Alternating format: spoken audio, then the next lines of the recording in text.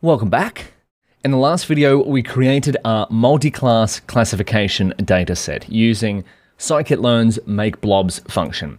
And now, why are we doing this? Well, because we're going to put all of what we've covered so far together. But instead of using binary classification or working with binary classification data, we're going to do it with multi-class classification data. So with that being said, let's get into building a multi-class classification model. So we'll create a little heading here. Building a multi-class classification model in PyTorch. And now I want you to have a think about this. We spent the last few videos covering nonlinearity. Does this data set need nonlinearity? As in, could we separate this data set with pure straight lines, or do we need some non-straight lines as well? Have a think about that. It's okay if you're not sure. We're going to be building a model to fit this data anyway, or draw patterns in this data anyway. And now, before we get into coding a model, so for multi-class classification, we've got this. For the input layer shape, we need to define the in features. So how many in features do we have? For the hidden layers, well, we could set this to whatever we want, but we're going to keep it nice and simple for now. For the number of neurons per hidden layer, again, this could be almost whatever we want, but because we're working with a relatively small data set, we've only got 4 different classes, we've only got 1,000 data points, we'll keep it small as well, but you could change this. Remember, you can change any of these because they're hyperparameters. For the output layer shape, well, how many output features do we want? We need 1 per class. How many classes do we have? We have 4 clusters of different dots here, so we'll need 4 output features. And then if we go back, we have an output activation of softmax. We haven't seen that yet. And then we have a loss function. Rather than binary cross entropy, we have cross entropy. And then optimizer as well is the same as binary classification. 2 of the most common are SGD, stochastic gradient descent, or the atom optimizer. But of course, the torch.optim package has many different options as well. So let's push forward and create our first multi-class classification model. First, we're going to get into the habit of creating device agnostic code, and we'll set the device here, equals CUDA. Nothing we haven't seen before, but again, we're doing this to put it all together so that we have a lot of practice. Is available, else CPU, and let's go device. So we should have a GPU available. Beautiful, CUDA.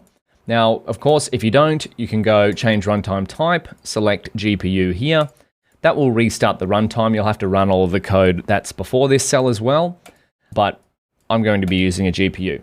You don't necessarily need one because our data set's quite small and our models aren't going to be very large, but we set this up so we have device agnostic code. And so let's build a multi-class classification model. Ooh, look at us go. Just covering all of the foundations of classification in general here. And we now know that we can combine linear and nonlinear functions to create neural networks that can find patterns in almost any kind of data. So I'm going to call my class here blob model, and it's going to, of course, inherit from nn.module. And we're going to upgrade our class here. We're going to take some inputs here, and I'll show you how to do this. If you're familiar with Python classes, you would have already done stuff like this, but we're going to set some parameters for our models, because as you write more and more complex classes, you'll want to take inputs here. And I'm going to preset the hidden units parameter to 8. Because I've decided, you know what, I'm going to start off with 8 hidden units, and if I wanted to change this to 128, I could. But in the constructor here, we've got some options. So we have input features. We're going to set these programmatically as inputs to our class when we instantiate it. The same with output features as well. And so here we're going to call super, sorry. I always get this mixed up. .init and __. Beautiful. So we could do a doc string here as well. So let's write in this. Initializes multi-class classification If I could spell classification model. Oh, this is great. And then we have some args here. This is just a standard way of writing docstrings. If you want to find out, this is Google Python docstring guide. There we go, Google Python style guide. This is where I get mine from. You can scroll through this. This is just a way to write Python code. Yeah, there we go. So we've got a little sentence saying what's going on. We've got args, we've got returns, and we've got errors if something's going on. So I highly recommend checking that out. Just a little tidbit. So this is if someone was to use our class later on, they know what the input features are. Input features, which is an int, which is number of input features to the model. And then, of course, we've got output features, which is also an int, which is number of output features of the model. And we've got the red line here is telling us we've got something wrong, but that's okay. And then the hidden features, oh, well, this is number of output classes for the case of multi-class classification. And then the hidden units, int, and then number of hidden units between layers. And then the default is 8. Beautiful. And then under that, we'll just do that. Is that going to fix itself? Yeah, there we go. We could put in what it returns whatever it returns, and then an example use case, but I'll leave that for you to fill out if you like. So let's instantiate some things here. What we might do is write self.linear layer stack, self.linear layer stack, and we will set this as nn.sequential. Oh, we haven't seen this before, but we're just going to look at a different way of writing a model here. Previously, when we created a model, what did we do? Well, we instantiated each layer as its own parameter here, and then we called on them one by one, but we did it in a straightforward fashion. So that's why we're going to use sequential here to just step through our layers. We're not doing anything too fancy, so we'll just set up a sequential stack of layers here. And recall that sequential just steps through, passes the data through each one of these layers one by one. And because we've set up the parameters up here, input features can equal to input features. And output features, what is this going to be? Is this going to be output features, or is this going to be hidden units? It's going to be hidden units because it's not the final layer. We want the final layer to output our output features.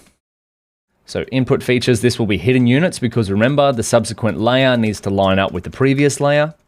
Output features, we're going to create another one that outputs hidden units, and then we'll go nn.linear. In features equals hidden units because it takes the output features of the previous layer. So as you see here, the output features of this feeds into here. The output features of this feeds into here. And then finally, this is going to be our final layer. We'll do 3 layers. Output features equals output features. Wonderful. So how do we know the values of each of these? Well, let's have a look at xtrain.shape and ytrain.shape. So in the case of x, we have 2 input features, and in the case of y, well, this is a little confusing as well because y is a scalar, but what do you think the values for y are going to be? Well, let's go np, or is there torch.unique? I'm not sure. Let's find out together, hey? Torch unique, 0 and 1, ytrain. Oh, we need yblob train, that's right, blog. I'm too used to writing blob. And we need blob train, but I believe it's the same here. And then blob. There we go. So we have 4 classes, so we need an output features value of 4. And now if we wanted to add nonlinearity here, we could put it in between our layers here like this. But I asked the question before, do you think that this data set needs nonlinearity? Well, let's leave it in there to begin with. And one of the challenges for you, oh, do we need commas here?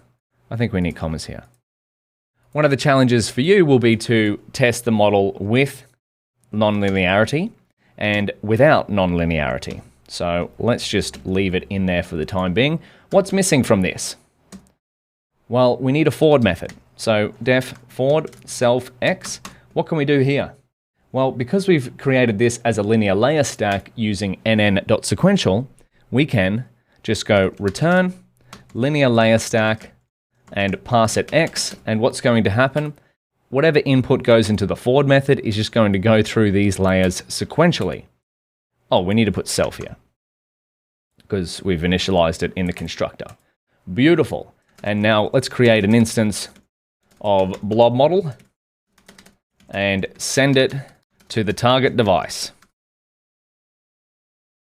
We'll go model4 equals blob model. And then we can use our input features parameter, which is this one here. And we're going to pass it a value of what? 2. And then output features. Why? Because we have 2 X features. Now the output features is going to be the same as the number of classes that we have. 4. If we had 10 classes, we'd set it to 10. So we'll go 4. And then the hidden units is going to be 8 by default. So we don't have to put this here, but we're going to put it there anyway. And then, of course, we're going to send this to device. And then we're going to go model 4. What did we get wrong here? Unexpected keyword argument. Output features. Did we spell something wrong? No doubt we've got a spelling mistake. Output features. Output features? Oh, out features. Ah. That's what we needed. Out features, not output. I got a little confused there. Okay. There we go. Okay, beautiful. So just recall that the parameter here for nn.linear, did you pick up on that? Is out features, not output features. Output features, a little confusing here, is our final layer, our output layer's number of features there. So we've now got a multi-class classification model that lines up with the data that we're using. So the shapes line up. Beautiful. Well, what's next? Well, we have to create a loss function and, of course, a training loop. So I'll see you in the next few videos and let's do that together.